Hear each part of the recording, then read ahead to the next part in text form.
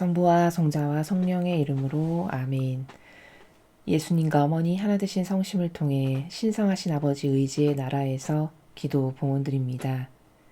아버지 참으로 감사드립니다. 아버지께서 새로운 피학교회를 건설하시고 이제 그 교회를 이끌어 가시는 그 아버지의 사랑에 감사드리며 아버지께서 새롭게 건설하신 새천년 왕국의 그 교회를 더 빨리 그리고 더 아버지 뜻에 맞게 건설하기에 합당한 저희 자녀들의 반향이 있을 수 있도록 이 강의를 듣는 아버지께 속한 모든 자녀들을 그런 훌륭하고 올바른 그리고 더 적극적이고 열성적인 반향을 할 수 있도록 축복하여 주시옵소서.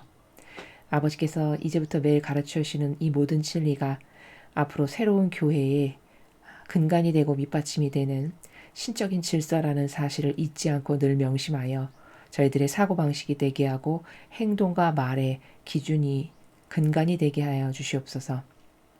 그래서 이제 이 역겹고 추잡하고 저급하고 저열한 인간의 뜻 통치를 하루빨리 끝내주시고 아버지 친히 어서 오시어 다스려 주시옵기를 저희 자녀들이 그리고 저희 제자들이 열정적인 갈망으로 축원드립니다. 사랑하는 아버지 감사드립니다. 더 많은 사랑과 더 올바른 반향과 그리고 아버지만이 마땅히 받으셔야 될 다양한 권리를 저희들이 더 아버지 흡족하시게 보시기 좋게끔 해드릴 수 있는 그런 효성스럽고 충직한 자녀들이 될 수 있도록 축복하여 주시옵소서. 이 모든 기도 우리 주 예수 그리스도의 이름으로 기도드리나이다. 아멘. 성부와 성자와 성령의 이름으로 아멘. 안녕하십니까. 하나님의 뜻 성경 피아소녀입니다. 오늘도 여러분들과 함께 아버지께서 어떠한 진리의 말씀으로 자녀들을 축복하시는지 또 이제 건설하신 새로운 교회를 위해서 매일 주시는 이 놀라운 신적인 질서의 나라의 말씀에 대해서 여러분들과 함께 학습해 보도록 하겠습니다. 2023년 2월 3일 대중을 위한 메시지.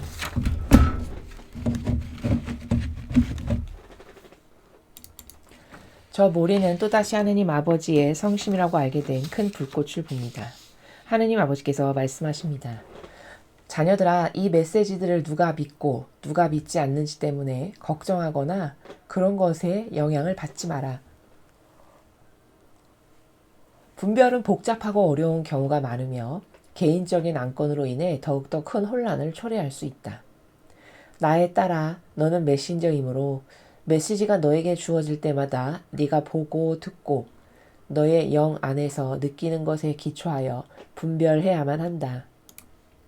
그러나 이런 매우 중요한 기준은 이 메시지들을 읽는 이들에게는 해당되지 않는다. 진리는 분별이라는 미명하에 반대되는 경우가 흔하다.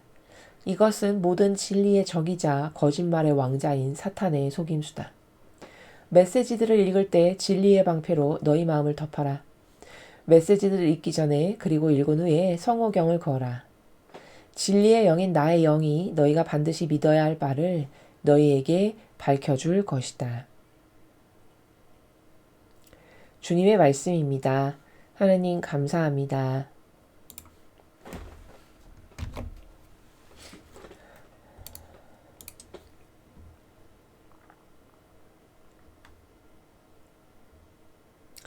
첫 줄을 보시면 지금 아버지께서 이렇게 말씀하고 계십니다.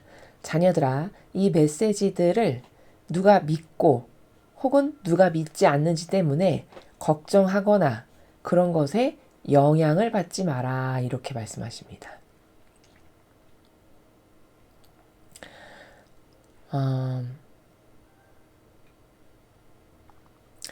그러니까 지금 아버지께서 말씀하신 이 첫 번째 문장의 아버지의 의지는 어떠하신 거냐면은 이런 거죠.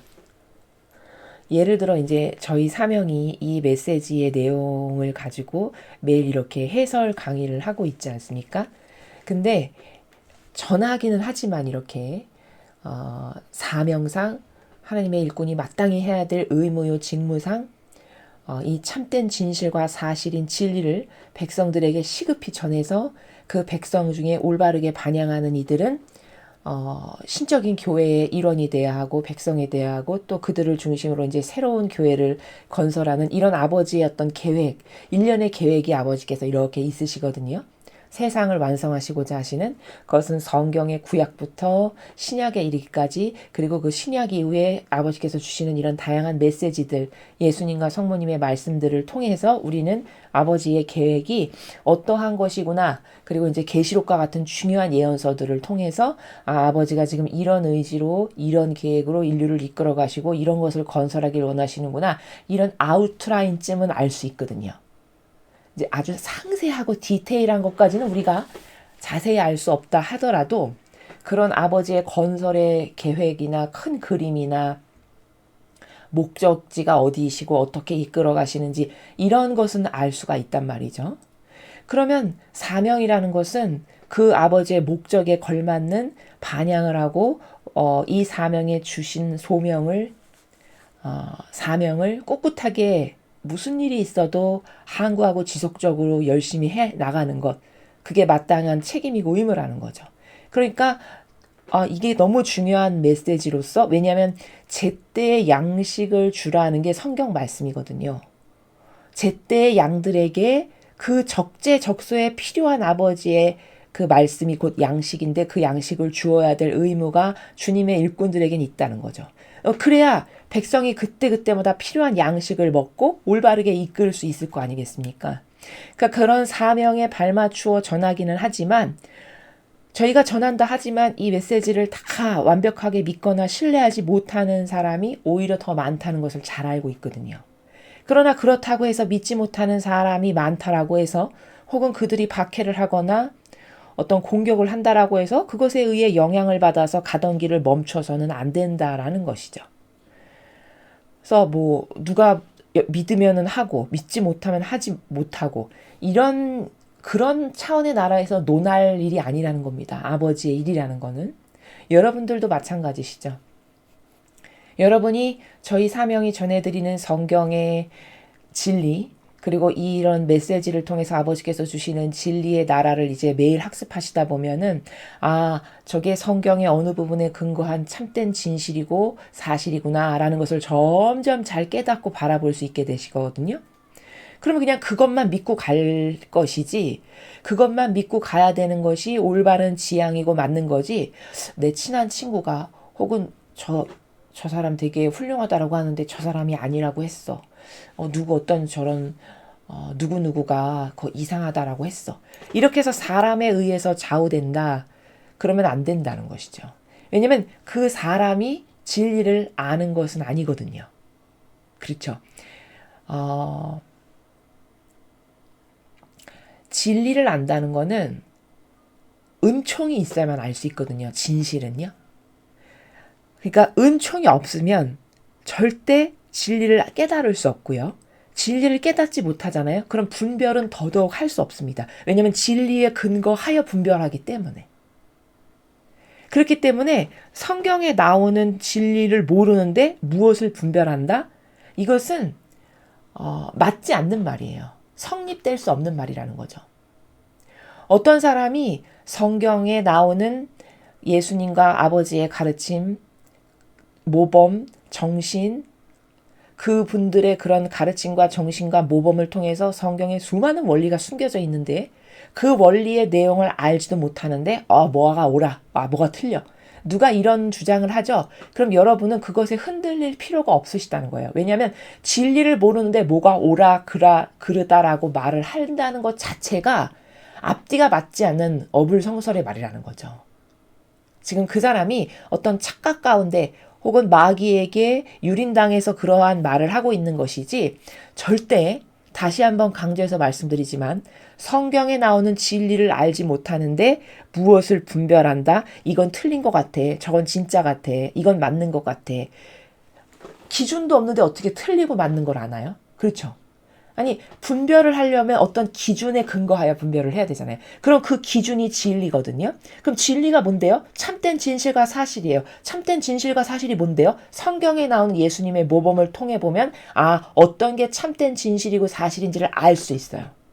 근데 그 아는 것도 하느님께서 은총을 주셔야 그 영안이 열리게 되고 볼 수 있는 은총을 주세요. 근데 그럼 볼 수 있는 은총은 누구에게 주시냐? 사람의 근본이 되어 있어야 돼요. 제가 말하는 근본이라는 거는 일단 양심이 발라야 돼요. 정직해야 됩니다. 자기 자신에게. 일단 양심과 정직성이 있고 그런 인간으로서의 하느님께 역겨움을 최소 드리지 않을 수 있는 그런 양심과 정직성이 있는 사람에게 아버지께서 은총을 주실 수 있는 거지, 그런 양심이나 기본적인 정직성도 없는데 거기다가 은총을 주셨다면 그것도 잘못된 거예요. 그것도 믿을 수 없다라는 얘기죠. 그래서 은총이 있어야만 진리를 깨달을 수 있고요. 그리고 그 진리를 깨달은 사람만이 분별할 수 있습니다. 은총이 없는 사람은 절대 성경을 똑바로 볼 수 없어요. 그럼 누구는 은총을 주고 누구는 은총을 안 주시는 거냐? 그런 차원이 아니에요. 하느님은 모든 아버지의 자녀를 사랑하시고 다 은총 주기를 원하시거든요. 근데 누구는 그런 특별한 은총으로 영안을 열어주셔서 진리를 바라보고 깨달을 수 있는 어떤 은총이 있는가 하면, 어떤 사람에게는 그것이 없는 건 왜 그러냐? 차별을 해서가 아니고 내가 하느님 앞에 과연 역겹지 않은 최소한의 근본의 인간으로서의 됨됨이의 속성을 가지고 있냐, 그거를 돌아봐야 된다는 것이죠. 그런 기본의 인간으로서의 양심 바르고 정직성이 있어서 최소 자기 자신에게 정직하여 남을 바라볼 것이 아니라 내가 아버지 앞에 이런 건 너무 잘못한 거야, 이런 건 저급한 거야, 이런 건 버려야 해. 어떤 이런 정직성으로 스스로를 자꾸 부정하고 이 자기가 가지고 있는 인간적인 것이 나는 이런 역겨운 게 많구나, 이걸 버려야 해. 그래야 아버지 앞에 떳떳할 수 있어. 이런 자기 성찰을 최소 할 수 있는 양심이 있다. 그런 근본이 있는 사람을 하느님은 사랑하시고요.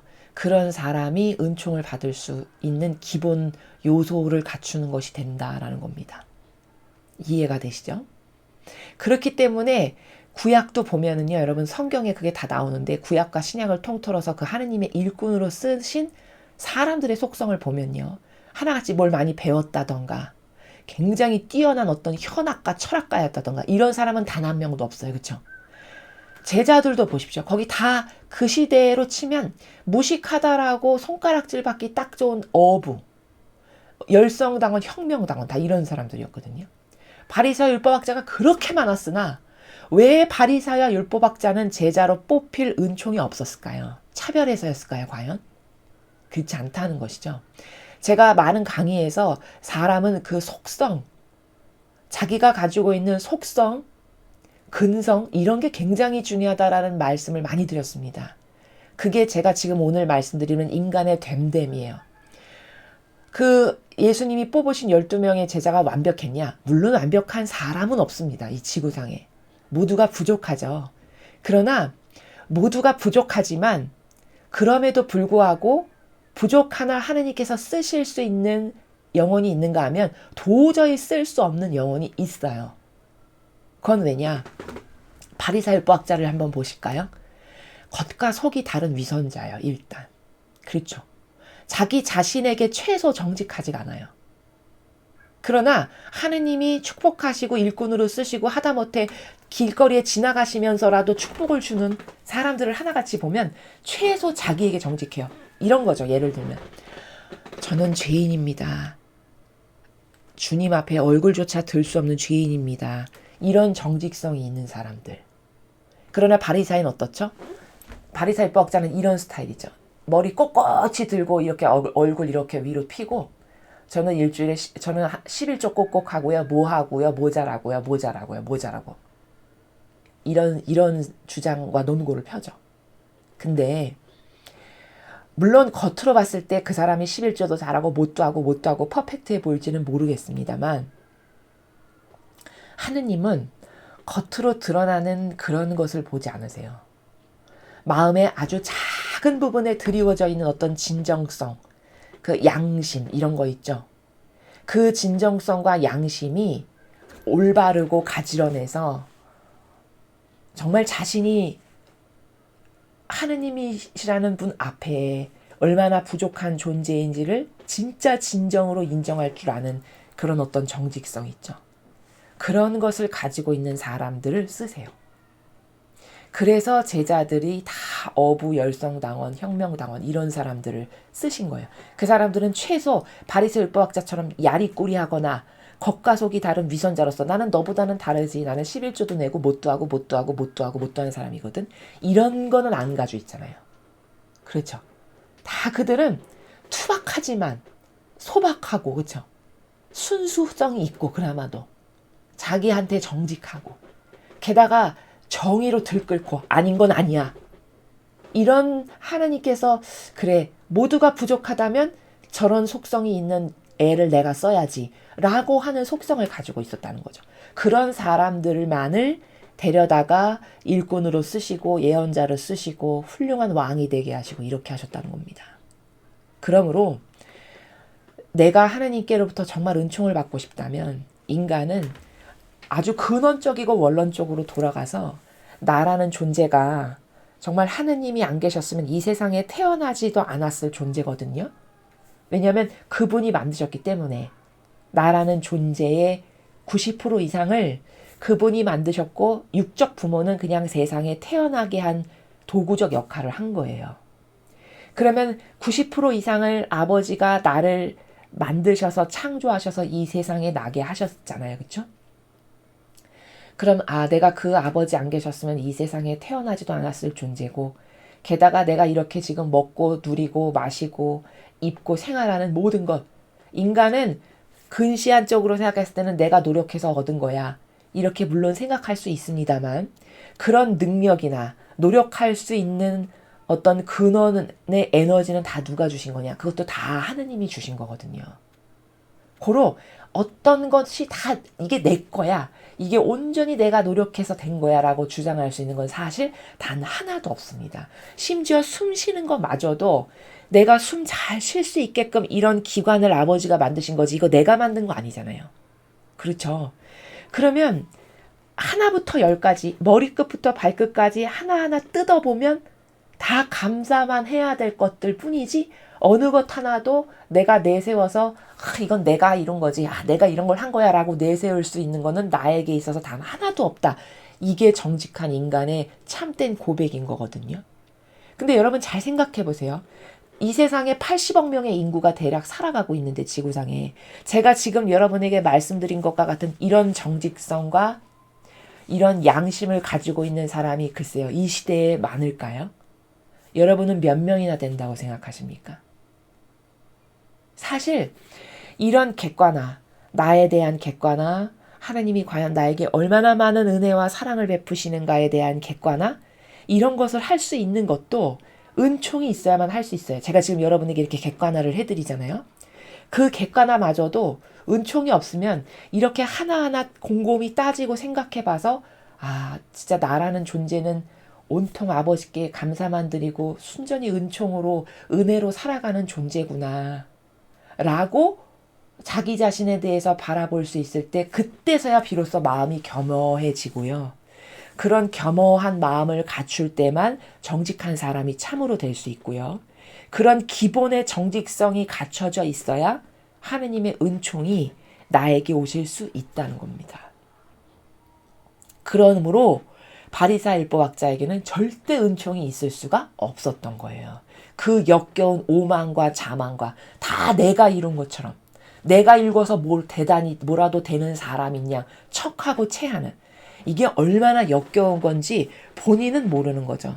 그러나 그를 만든 창조주가 보셨을 때 저거 내 손가락 하나면 오늘 당장 죽을 수도 있고 패망할 수도 있고 다 나에게 달려있는 존재에 불과한 그런 존재가 왕처럼 이렇게 얼굴을 꼿꼿하게 목을 쳐들고 살면서 다 내가 이룬 거지 이렇게 사는 모습을 그를 만든 창조주가 이렇게 바라본다고 여러분 한번 추상해 보세요.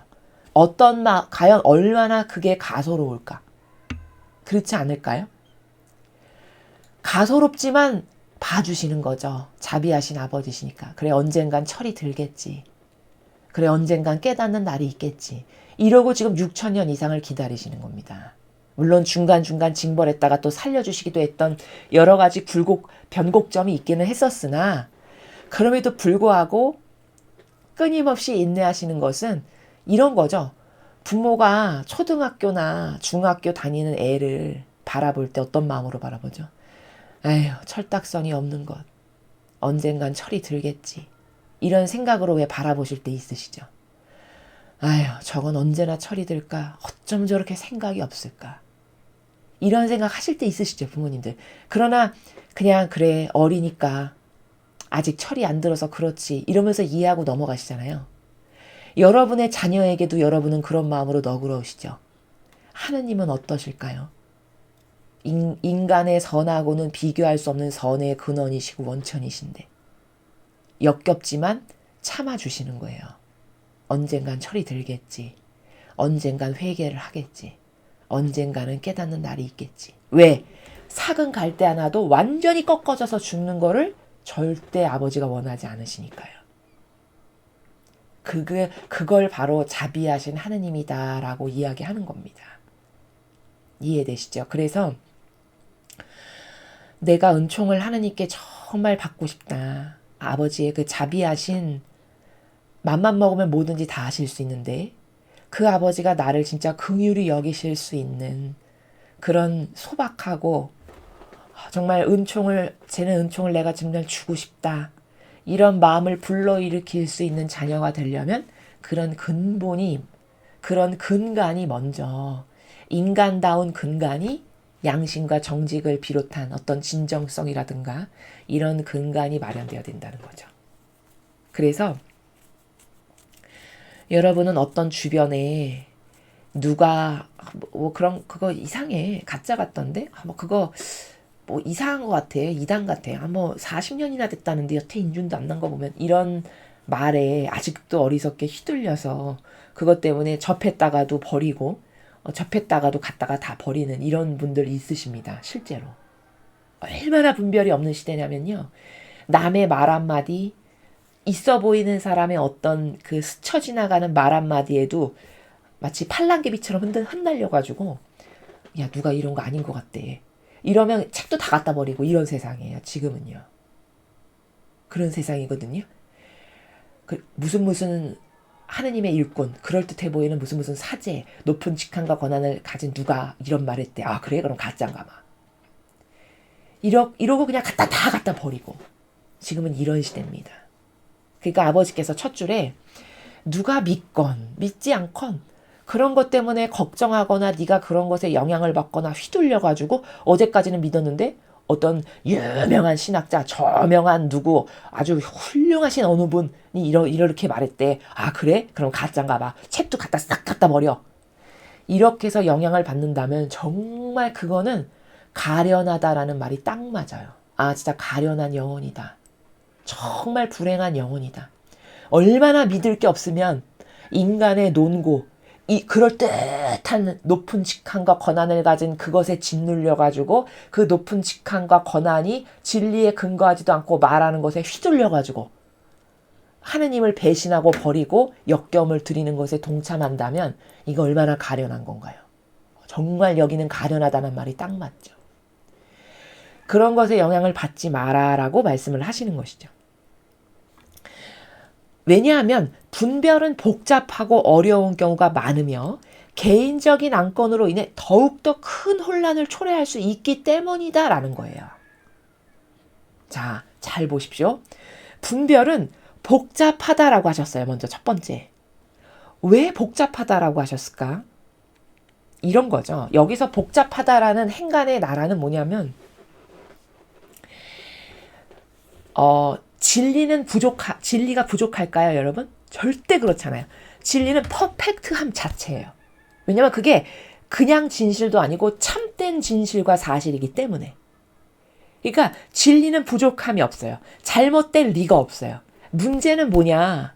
그 진리를 사람이 전하잖아요. 그렇죠?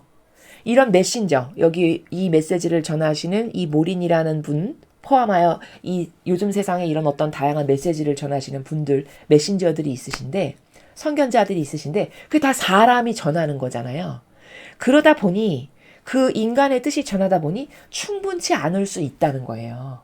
그렇지 않겠습니까? 왜냐면 질그릇이 전하는 거니까. 그러나 그건 질그릇의 문제지 그 진리가 부족하거나 진리가 온전치 않다거나 진리가 잘못됐을 리가 없다는 거예요. 그러나 질그릇이 전하다 보면 충분치 않을 수 있고 또 인간은 이런 게 있잖아요.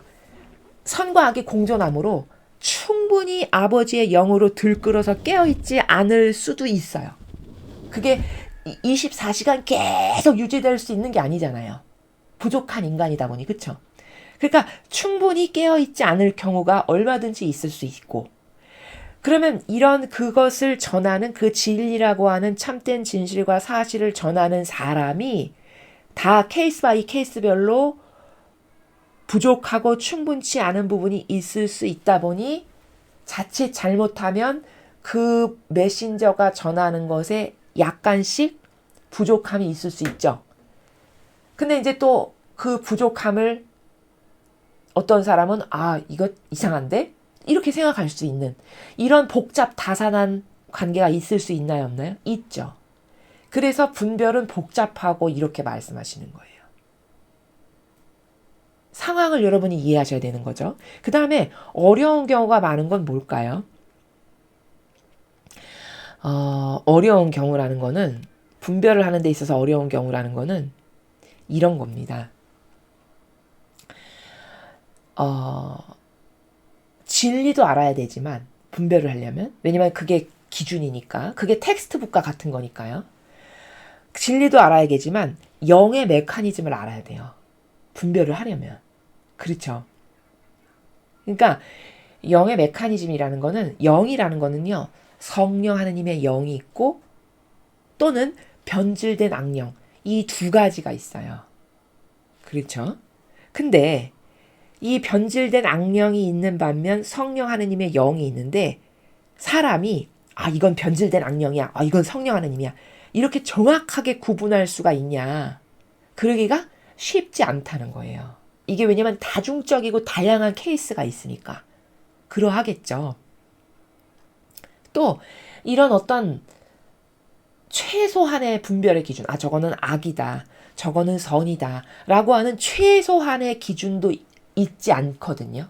요즘 세상의 대다수의 사람들은 왜냐면 성경을 모르니까 진리를 모르다 보니 최소 저거는 성경에 이러한 것에 근거해 봤을 때 저건 분명히 악이고 저것은 성경에 이러한 것에 근거해 봤을 때 분명히 선이야.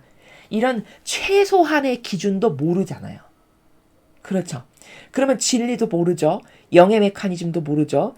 어떤 게 악이고 선인지의 그런 기준도 없죠. 그러니 어떻게 분별을 쉽게 할 수 있겠어요? 그래서 어려운 경우가 많다 이렇게 말씀하시는 거예요. 이해가 되십니까? 예를 들어 내가 뭘 들어.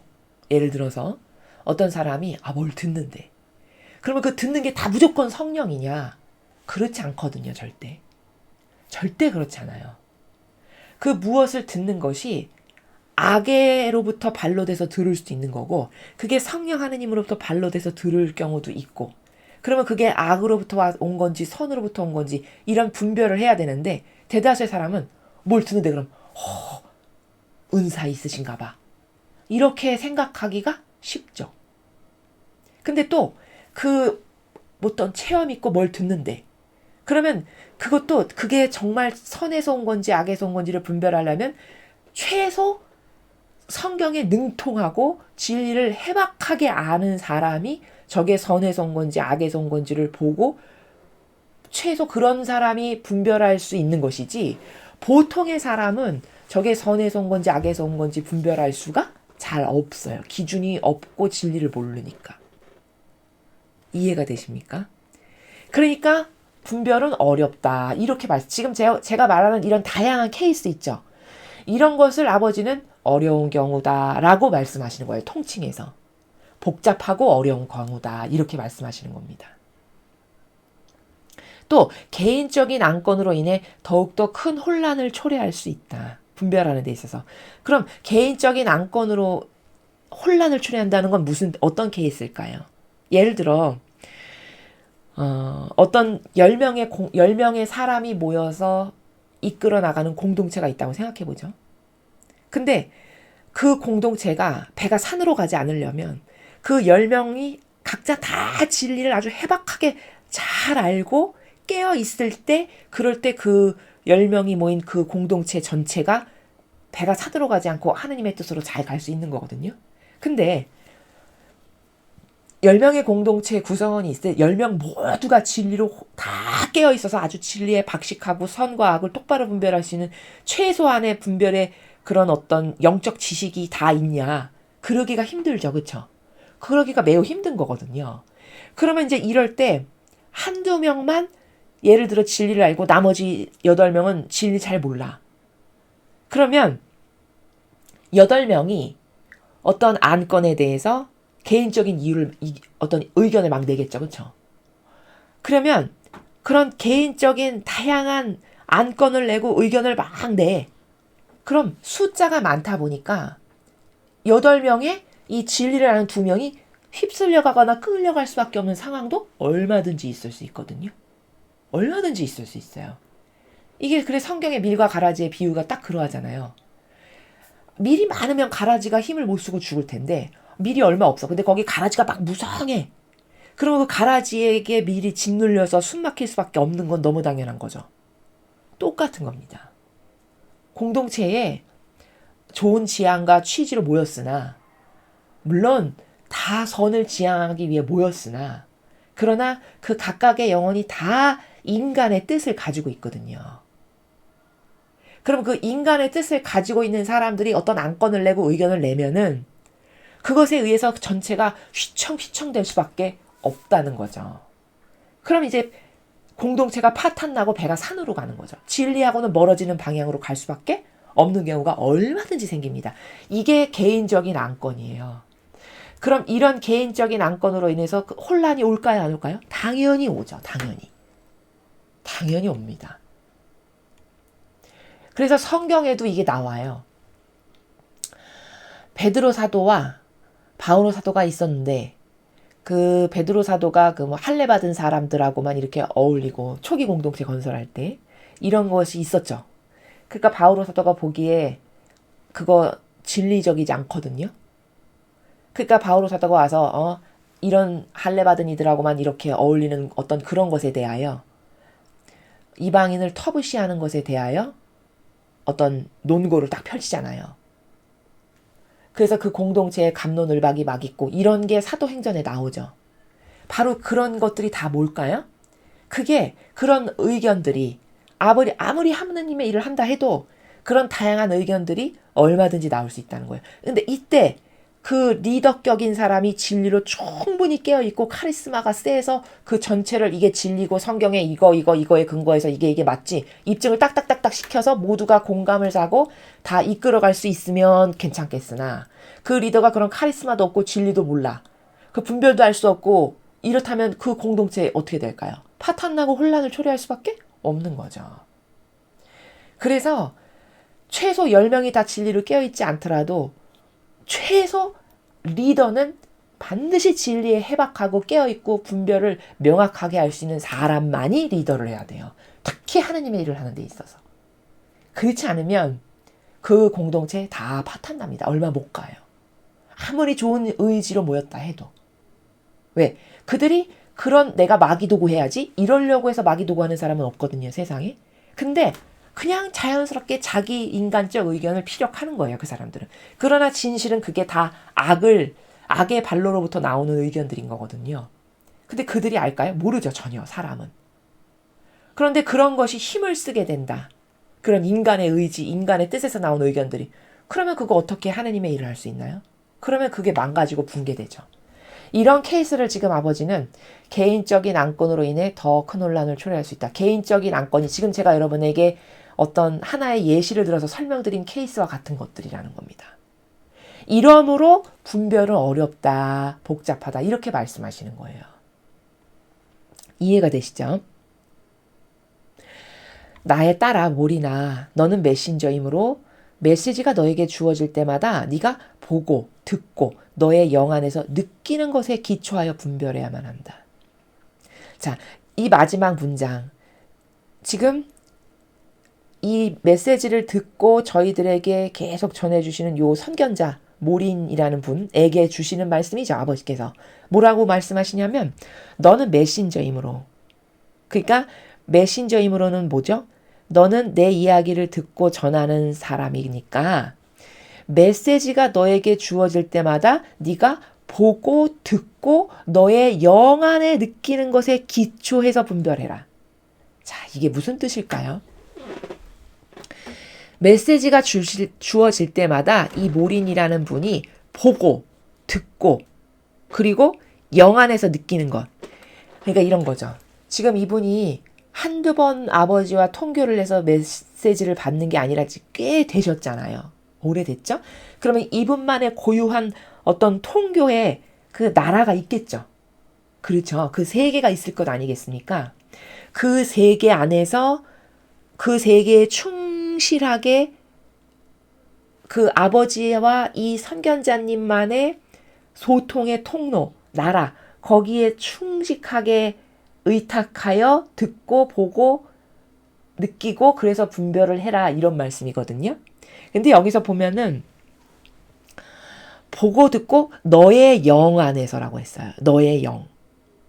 그러면 너의 영 안에서 느끼는 거에 기초라고 하셨거든요. 그러면 너의 영이 무슨 말이냐면 제가 이런 강의 여러분에게 말씀드렸죠.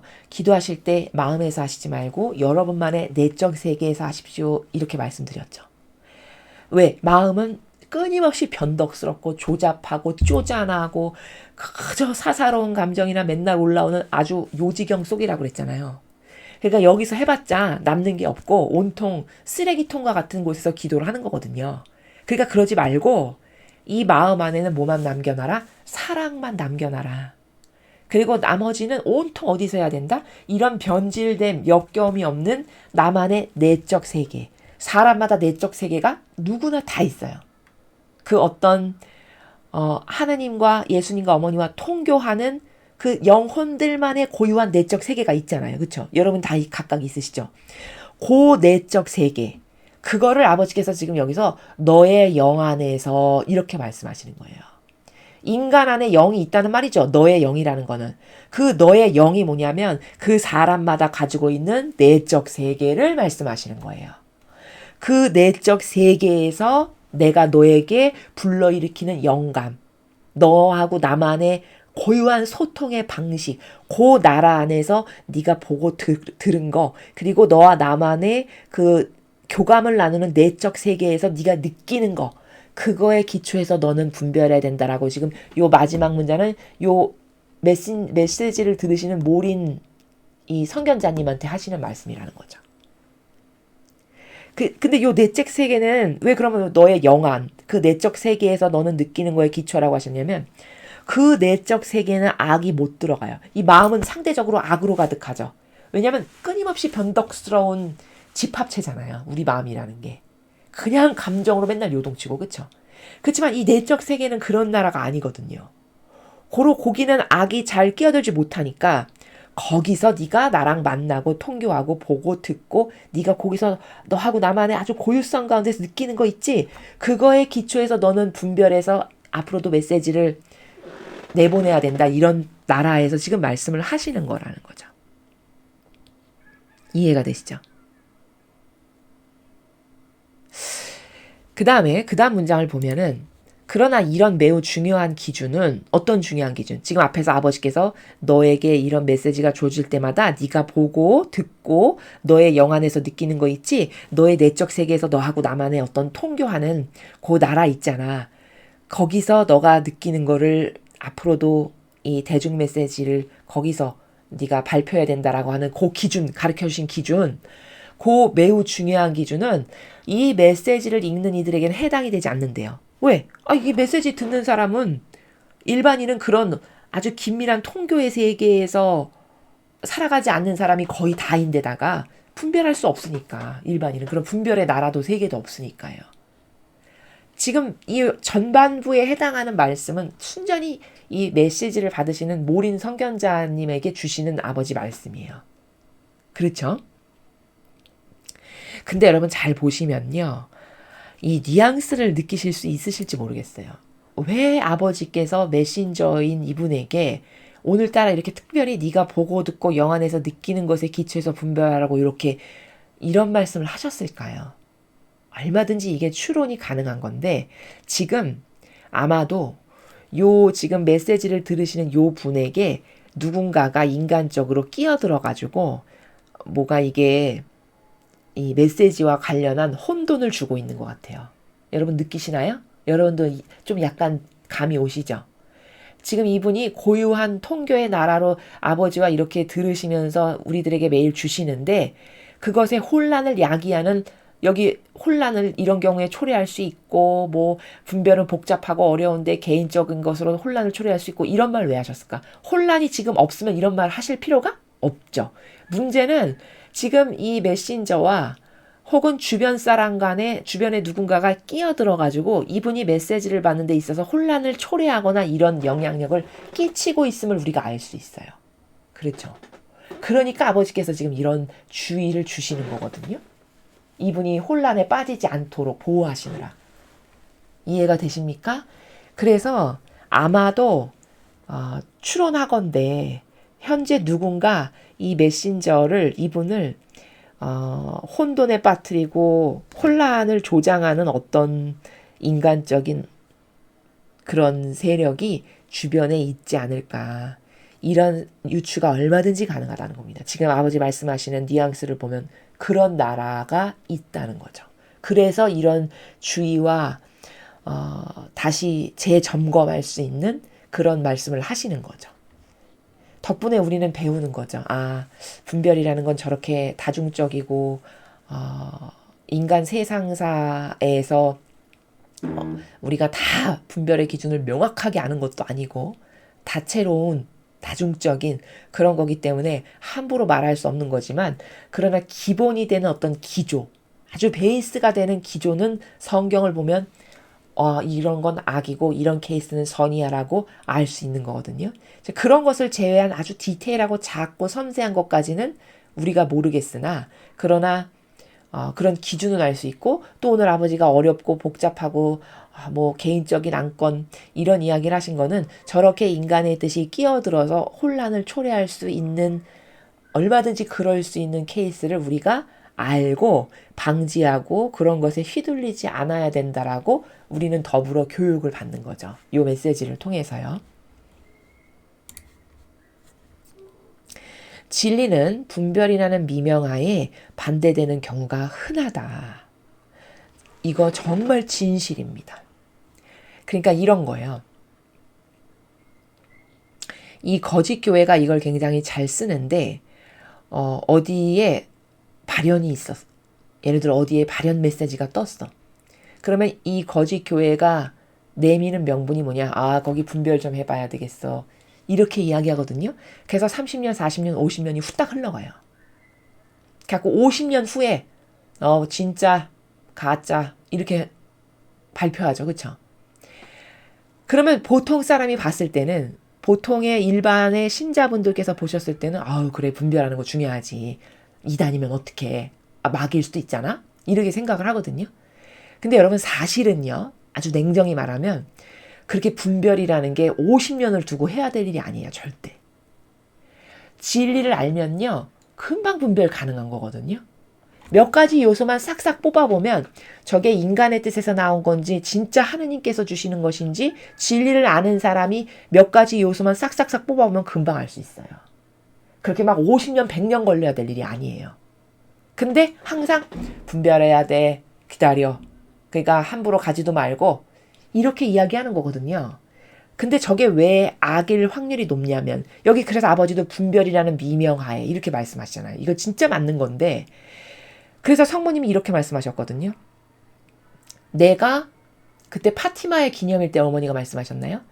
그때 2차 대전 막 일어날 지경이고 막 전쟁을 앞두고 있어가지고 그 전쟁이 일어나지 않게 얘들아 기도 많이 해라. 아버지가 인류의 그런 징벌을 쏟아부으시지 않게끔 너희가 묵주기도를 많이 해라. 이렇게 내가 세상에 그 메시지를 내려보냈건을 그거를 인간이 차단하는 바람에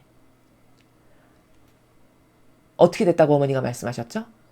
그 얼마든지 내 자녀들이 똘똘 뭉치고 하나 돼서 기도 많이 했으면 막아질 수 있었던 것을 그 가짜 교회, 거짓 교회가 야 이건 분별해야 되고 이런 거는 너무 많고 뭐 이런 기타 등등의 분별이라는 미명하에 전하지를 않아가지고 수많은 사람이 죽었다라고 어머니가 말씀하셨잖아요. 그렇죠. 그러면 생각해 보세요. 아니 메시지라는 거는 지금 화급히 전달해야 될 내용도 있는 거거든요. 그렇죠. 화급히 전달. 2차 대전 일어날 건데 지금 안 전달하고 50년 후에 전달하면 무슨 소용이 있나요? 이미 전쟁 다 끝났는데. 그렇죠. 그럼 얼른 화급히 빨리빨리 전해서 주님의 백성들이 그걸 듣고 성모님이 이렇게 하랬어. 야 큰일 났다. 전쟁이 일어나서 많은 사람 죽지 않게 우리 다 같이 기도하자. 이렇게 했으면 얼마든지 그게 다 막아질 수 있는 내용들이었다라는 거거든요. 어머니 말씀이. 근데 야 분별해야 돼. 진짜인지 가짜인지 좀 봐야 되겠어. 30년, 40년, 50년 지났어. 그럼 50년 후에 그 무슨 소용이 있어요. 사람 다 죽었는데 이미. 그렇죠. 지금 그런 걸 말씀하시는 거거든요. 이런 말씀도 하셨어요. 내가 이미 이 교회가 막는 게 굉장히 위험한 게 뭐냐면 이건 분별 이렇게 해서 막잖아요. 그러면 화급히 쏟아내셔야 될 은총을 애꿎은 자녀들만 못 받아요. 그렇죠. 그럼으로써 수많은 피해가 인류에게 다 쏟아져 내리는 거죠. 그게 누가 하는 거냐? 그게 교회가 하는 일이잖아요. 또 얼마 전에 있었던 이야기도 클리블랜드 주교가 성모님 호칭이 너무 많아. 지금까지 많았는데 뭐 이거 또 호칭을 또 해. 이래갖고 그걸 하지 않아가지고 성모님이 그 호칭을 부르고 내 자녀들이 나한테 믿고 맡기고 의탁하고 내어 맡겼으면 얼마든지 보호했을 수많은 영혼들 하나도 보호 못하고 다른 나라에서 그걸 받아들여가지고 그 나라만 은총받았다라고 얼마 전 메시지에 있었죠. 그것도 뭔가요? 분별해야 돼. 혹은 야 너무 많아. 인간의 뜻이 다 가로막는 거예요. 그렇게 진리가 다 인간의 뜻으로 가로막힌다는 말을 하시는 거거든요. 지금 보세요. 분별이라는 미명하에 반대되는 경우가 흔하다. 아버지가 말씀하시잖아요. 그게 제가 지금 클리블랜드 케이스 성모님이 이렇게 해서 내 자녀들이 기도로 똘똘 뭉치고 하나 돼서 아버지 저희가 이렇게 기도로 배상보석하니까 막아주세요. 이렇게 했으면 얼마든지 막았을 건데 그걸 전하지 않아가지고 가로막은 교회 때문에 수많은 사람이 죽었던 그런 얘기를 어머니께서 하셨거든요. 그게 다 뭐예요? 진짜인지 가짜인지 분별해봐야 돼. 혹은 인간의 뜻이 가로막기를 야 이미 호칭 많아. 뭘 또 해. 이렇게 해서 다 양들만 죽는 거죠. 하느님의 백성만 받아야 될 것을 못 받는 거예요. 아버지로부터. 주실 게 있는데. 그렇죠. 지금 그걸 말씀하시는 겁니다. 여러분 여기 미명이라는 단어 보이세요? 이 미명을 제가 사전에서 찾아봤거든요. 이 분별이라는 미명하에 어떤 나라인지는 아시겠죠? 근데 구체적으로 짚고 넘어가려고 제가 사전을 좀 찾아봤는데 미명이라는 단어가 사전에 이렇게 나와요. 그럴듯하게 내세운 명목이나 명칭. 그렇죠. 그럼 여러분 그럴듯하게가 뭘까요? 어떤 기준으로 봤을 때 그럴듯하게일까요? 인간적으로 봤을 때. 인간적으로 봤을 때 말되는 거. 그게 그럴듯하게예요. 그렇죠. 다 그럴듯하게 들리거든요. 인간적으로는. 그러니까 속는 겁니다. 근데 신적으로는요. 아버지께서 뭘 명령하셨죠. 그럼 그 즉시 해야 될 일들이에요. 다. 아니 감히 아버지가 명령하시고 예수님과 성모님이 명령하셨는데 뭐 잘났다고 인간이 그걸 가로막나요? 뭘 알길래? 역겨운 죄인에 불과한 것이 뭐 그렇게 자기가 뛰어난 대단한 진리를 마치 다 아는 사람인 것처럼 왜 어떤 자격으로 가로막죠? 무조건 아버지께서 주시는 건 무조건 해야죠. 무조건 성모님이나 예수님께서 말씀하시는 건 무조건 해야죠. 거기 무슨 왜 토를 달 게 뭐가 있나요? 진리도 다 똑바로 모르는 한계적인 존재가. 그렇지 않습니까? 그런 사고방식 자체가 악이고 잘못됐다는 거예요. 아니 자기가 무엇을 그렇게 잘 아는 천재이길래 가만히 있어봐 분별해야 돼. 그게 말이 되나요? 여러분 한번 곰곰이 생각해 보세요. 이걸 아버지 입장에서 생각해 보세요. 얼마나 가소로울지. 입장을 바꿔서. 그렇죠? 이게 엄청난 죄라는 것을 거짓 교회가 모르는 거죠. 이것은 모든 진리의 적이자 거짓말의 왕자인 사탄의 속임수다. 여기 속임수라고 말씀하시잖아요. 속임수. 왜? 그럴듯하게 들리니까. 그들이 분별해야 돼라고 내세우는 어떤 미명, 제가 아까 미명을 이야기했죠, 단어를. 그럴듯하게 내세운 명목이나 명칭이에요. 그러면 그럴듯하게는 어떤 나라에서 들었을 때 그럴듯하게 들릴까요? 인간적인 나라에서 들었을 때. 그럴 땐 다 그럴듯하게 들려요. 아, 이유 있어 보인다는 거죠. 그게 다 진리의 적이고 거짓말의 왕자인 사탄의 속임수래요. 지금 아버지께서 말씀하시기를. 그렇죠. 그러면 이게 이런 게 다 분별의 기준이거든요. 지금 위에 우리가 이렇게 보는 분별의 기준. 근데 진리를 모르는 사람이 아유 지금까지 성모님의 호칭이 그렇게 많은데 뭘 또 덧붙입니까? 그러면 진리 모르는 사람 들었을 때는 그것도 그러네. 이렇게밖에는 생각할 수가 없거든요. 그럼 그것도 들어보니 그러네. 이런 사람이 무엇이 옳다 그르다라고 말한다면은 이거는 얼마나 웃긴 코미디입니까? 그렇죠. 아니 진리를 모르기가 무식하기가 아유 그 호칭도 많은데 뭘 또 갖다 붙여 이런 말을 들었는데 그것도 듣고 보니 그럴듯한 말이네. 이런 수준이라면 그런 수준인 사람이 야 이건 오라 야 이건 가짜야 이건 진짜야 이렇게 말을 한다면은 그거는 코미디 아닌가요? 그렇죠. 그러니까 제가 맨 앞에 말씀드렸죠. 은총 받고 싶으면 그렇게 알지도 못하면서 아 진짜 같아 가짜 같아 최소 이런 거 하지 않을 수 있는 정직성이라도 가지고 있어야 하느님의 은총이 그 영혼에게 많은 걸 부으실 수 있지. 그런 기본 양심이나 정직성도 없는데 거기에 하느님의 큰 역사가 일어나길 바란다면 그게 비양심적인 거 아닐까요? 그렇지 않습니까? 그래서 바리새인 율법학자 집단에는 하느님의 크나큰 은총이 있을 수가 없었던 거예요. 이해되시죠? 오히려 저는 그저 모르는 무식입니다. 저는 죄인입니다. 이렇게 고백할 수 있는 병자, 중풍병자, 나병 환자, 차응녀, 고아, 과부 이런 사람들은 기본이 그렇게 남 앞에 그저 이렇게 한없이 작은 존재로 자기를 낮추는 게 늘 마음에 되어 있었죠. 그런 사람들을 만나주시잖아요. 오히려. 왜? 그런 역겨움이 없으니까 최소. 그래서 이렇게 사람의 어떤 인간적이다 그런 사람을 속이는 거는 마귀한테는 너무 쉬운 일이에요. 왜? 그럴듯한 명분 몇 개만 휙휙 던져주면 다 그걸 덥석덥석 물 거거든요. 그것도 그럴듯해 보이네. 그것도 그럴듯한 말이네. 다 이렇게 생각할 거거든요. 그러니까 그런 인간을 속이기가 얼마나 쉽겠습니까? 마귀가.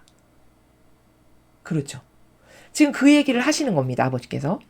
메시지들을 읽을 때 진리의 방패로 너희 마음을 덮어라. 자, 이렇게 너희가 분별을 도대체 할 수 없는 환경이고 여건이니까 내 양들을 보호해야 될 테니 아버지가 지금 뭘 주시는 거냐면 이러니까 얘들아 너희는 메시지를 읽을 때 진리의 방패로 너의 마음을 덮어라. 그러니까 이런 거죠. 뭐 어떤 건 진짜고 가짜인지도 잘 모르겠고 분별은 이렇게 어려우니 차라리 얘들아 이렇게 따라하려무나 이런 말씀이세요. 어떻게 따라하라는 거죠? 이 메시지를 접했어. 그러면 진리의 방패로 내 마음을 덮어라. 그러니까 추상을 하세요, 여러분. 여러분의 마음을 참된 진실과 사실인 방패로 큰 방패로 덮는 거죠. 그래서 그 참된 진실과 사실이라는 방패로 내 마음과 정신을 확 덮는 추상을 하세요. 그리고 이 메시지를 읽으시라는 거예요. 그러면 아버지가 가짜가 못 들어오게끔 보호하실 수 있으니까 이렇게 하라고 하시는 거거든요. 이해가 되시죠? 메시지들을 읽기 전에 그리고 읽은 후에 성호경을 걸어라. 자, 읽기 전에 성호경 읽고 성호경 긋고 읽고 다 읽은 다음에 성호경 그어서 이렇게 마무리하라고 가르쳐 주시는 거죠. 그럼 왜 성호경을 그라고 하시는 거냐면 우리가 성체 축성할 때 보면 사제가 이렇게 성호를 그으면은 그 다음부터 성체가 되죠. 그 밀떡이었던 게 성호를 딱 그으면 십자성호를 그으면 성체로 변화가 되잖아요. 그거는 무슨 뜻이냐면 같은 원리인데요. 지금 나에게도 이렇게 성호경을 싹 그으면 내 영혼을 그 축성과 똑같은 거예요. 성체 축성처럼 나에게 이렇게 십자가를 그으면 내 영혼을 축성하는 의미거든요. 그러면 내 영혼을 축성한다는 것은 무슨 뜻이냐면 그때부터 나에게 영적 생명 활동이 일어난다는 거예요. 영적 생명 활동. 영적 생명활동이 일어난다는 건 뭐냐면 참됨을 저에게 가르쳐 주세요. 거짓은 못 들어오게 막아주시고 참됨을 가르쳐 주십시오 라고 나를 축성하는 겁니다. 이해되시죠? 그러니까 읽기 전에 그 축성을 하고 읽고 난 다음에도 축성을 해서 마무리를 함으로써 아버지께서 내 믿음의 축성에 근거하여 참됨을 깨닫게 하고 발견하게 하시고 악에게는 속지 않게끔 막아주시는 요 보호를 아버지가 해주시려고 읽기 전에 성어경 긋고 읽은 후에 그어라 이렇게 말씀하시는 겁니다. 또 진리의 방패로 네 마음을 덮어라 이것도 같은 나라예요. 진리의 영인 나의 영이 너희가 반드시 믿어야 할 바를 너에게 밝혀줄 거다. 자, 네가 내 말을 그대로 믿고 실천해. 즉 진리의 방패로 덮고 성어경을 그어. 그러면 네가 믿고 그렇게 그대로 될 거라고 믿고 실천했기 때문에 진리의 영인 나의 영, 하느님 아버지의 영께서 너가 반드시 믿어야 할 바를 너가 깨닫게 알 수 있게끔 밝혀줄 거다. 네가 그 성호를 긋고 진리의 방패로 너를 덮을 때마다 이런 말씀이십니다. 이해가 되시죠? 그래서 오늘 이 메시지는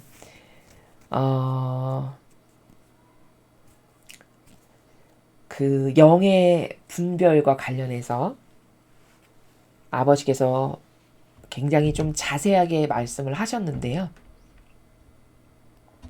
영의 분별이라는 것이 기본적으로 저희가 많은 강의에서 그 기본이 되는 것들을 제가 그때그때마다 생각날 때마다 말씀을 드렸는데 일단 여러 가지가 있는데 성경의 근거에서 선과 악을 분별하실 때는요. 일단 자기가 발로 됐다. 나라고 하는 존재가 발로 돼서 들어갔어. 이러면 이건 선이 아니에요. 이해되시죠? 나라는 존재가 발로 돼서 어떤 영향력을 끼치는 게 나와. 이거는 무조건 다 악이에요. 왜냐? 무엇에 근거해 제가 이렇게 말하냐면 예수님과 성모님을 보시면요. 자신을 완전히 배제시키셨어요. 모든 일에서. 그 말은 자기 뜻, 자기 기준, 자기 의견, 자기가 좋아하는 거, 내가 옳다고 믿는 이런 기타 등등의 나로부터 발로 되는 모든 것 있죠. 그 인간의 뜻이 다 악이라고 여러분은 이제 아시잖아요. 그 인간의 뜻을 배제하는 게 곧 선의 기본이에요. 그래서 그 십계명도 자기 배제다. 제가 이렇게 말씀드리잖아요. 하느님과 이웃을 사랑하는 거고 자기를 배제하는 거다. 그 정신을 요약하면. 근데 어떤 내가 드러나고 내가 좋아지고 내가 기분이 좋고 어떤 나에게서부터 발로 되는 뭔가가 들어간다. 이러면 이건 무조건 볼 것도 없이 두 분의 모범과는 다름으로 악이다. 제가 이런 내용들은 다른 강의에서 기본이 되는 분별의 기준입니다 해서 말씀을 드렸죠. 그러니까 누가 어떤 은총을 받았네, 어떤 은사가 있네, 아버지께로부터 특별한 무엇을 받았네 이렇게 하는데 늘 자기가 들어가. 그럼 이거는요. 유심히 봐야 돼요. 유심히 관찰해 봐야 돼요. 진짜가 아닐 가능성이 높다라는 것을 예수님과 성모님의 모범하고는 다르니까 라고 하는 성경에 근거한 기준으로 분별하여 저건 유심히 봐야 될 대상이다. 이렇게 생각해야 된다는 겁니다. 이해되시죠? 그러니까 완전히 공의로운 것이어야 돼요. 완전히. 자기가 배제된. 그 공의로운 것일 때만 저건 선이다 할 수 있어요. 이해가 되십니까? 그래서 이런 것이 성경에 근거한 분별의 아주 기본적인 기준이라는 것이고요. 그래서 여러분 자신을 돌아볼 때도 어떤 것을 분별해야 되는 상황이 왔을 때도 그런 기본적인 것을 가지고 여러분이 조금 분별해 보실 수 있고 그러나 이것이 다는 아니고 굉장히 복잡다산한 많은 케이스가 있기 때문에 우리가 함부로 단정해서 말할 수는 없겠으나 이런 몇 가지를 가지고 여러분이 선과 악을 어느 정도는 바라보실 수 있다는 겁니다. 그래서 악에게 속지 않도록 이 시대는 나 자신을 보호할 수 있어야 되고요.